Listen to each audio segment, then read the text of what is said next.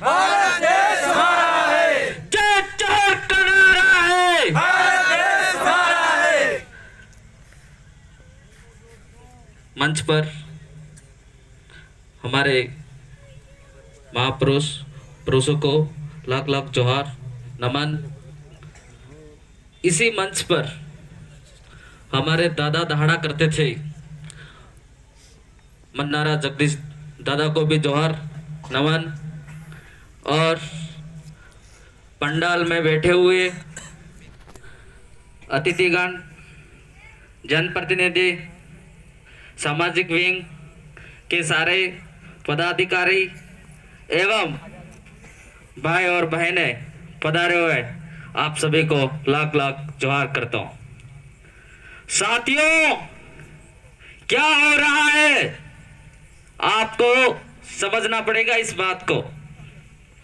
शायद वक्ता बता रहा है राणा पुंजा भील की जयंती अपन मना तो रहे हैं, पर स्वतंत्र रूप से नहीं मना रहे हैं, ऐसा मुझे लगता है। लगता है कि नहीं लगता है, ये बताओ आप। क्योंकि कहीं न कहीं अपने कुछ भी काम कर रहे हैं, बैनर लगा रहे हैं, वहां पे भी इनको प्रॉब्लम है। ऐसी क्या बात हो गई इनको?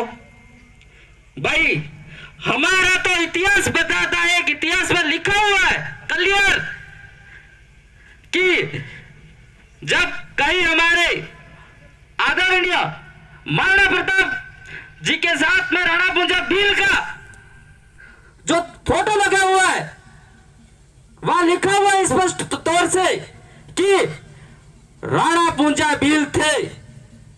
आज हमारे बाप को ही आपका बाप मानने लगे हो तो हमें बहुत बुरा लगता है साथियों। क्योंकि मैं एक बात और कहना चाहूंगा, ये बात आपको समझनी पड़ेगी कि क्या बात है। ये लोग कैसे मानने लग गए, अपने बाप को बाप कैसे मानने लग गए, ये बात आपको समझनी पड़ेगी। जब तक एक हो करके नहीं लड़ोगे, पूरा आदिवासी परिवार और यहाँ के जितने भी आदिवासी लोग हैं वो एक होकर नहीं लड़ोगे, एक जाजम पे नहीं बैठोगे, जब तक ये लोग अपने साथ में इस तरह से व्यवहार करते रहेंगे। आप लोगों को अन्याय ने किसी चीजों में बदला नहीं होगा।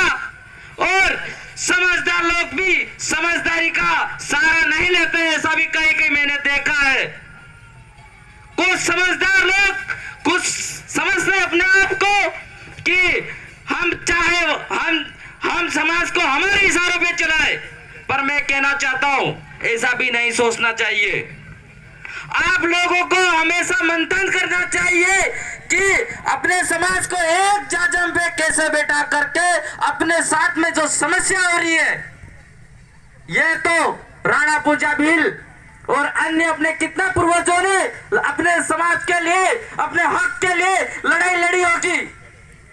आप देख लो, वो भी कहीं न कहीं इस तरह से लोगों को डरा धमका करके धीरे धीरे खत्म कर दिया होगा इन्होंने। अभी आप लोगों को समझना पड़ेगा और समझदारी का सहारा लेना पड़ेगा, यह मैं आपको कह रहा हूं साथियों।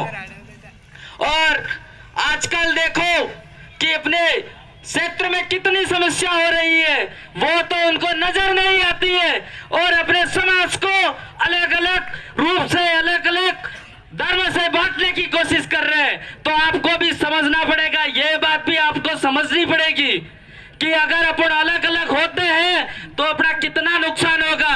वो अगर आप नहीं समझोगे तो अपने समाज के जो अपने पूर्वजों ने लड़ करके अपन को जो संविधान के अंदर या फिर अपन को जो हक अधिकार या अपने जल जंगल जमीन जो अपन को दे के गए, उसको अपन नहीं बचा पाएंगे साथियों। जब तक एक होकर के लड़ोगे, एक होकर के आवाज उठाओगे, क्योंकि अभी समस्या यह है कि उन लोगों ने हर जगह ऐसा बोल दिया है कि ये आदिवासी ये है वो है।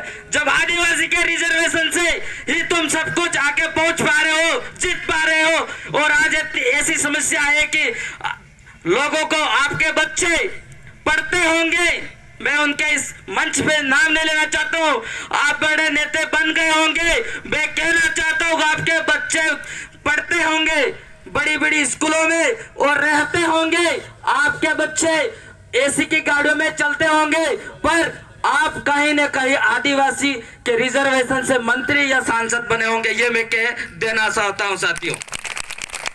आज देख लो आप कि अगर ये बाढ़ आ जाती है तो लोग बात, जब तक बाढ़ खत्म नहीं, पानी कम नहीं पड़ेगा, जब तक वो लोग वहां से उसका इंतजार करेंगे। इतने अपने लोगों की समस्या है और उनको ये समस्या नजर नहीं आ रही है। और कहीं मृत्यु हो जाती है तो वहां से अगर उनको लेके जाना है तो बारिश में कोई नाव के जरिए जाना पड़ता है और कोई पानी में उतर के जाना पड़ता है। ये समस्या उनको नजर नहीं आ रही है। इस स्कूलों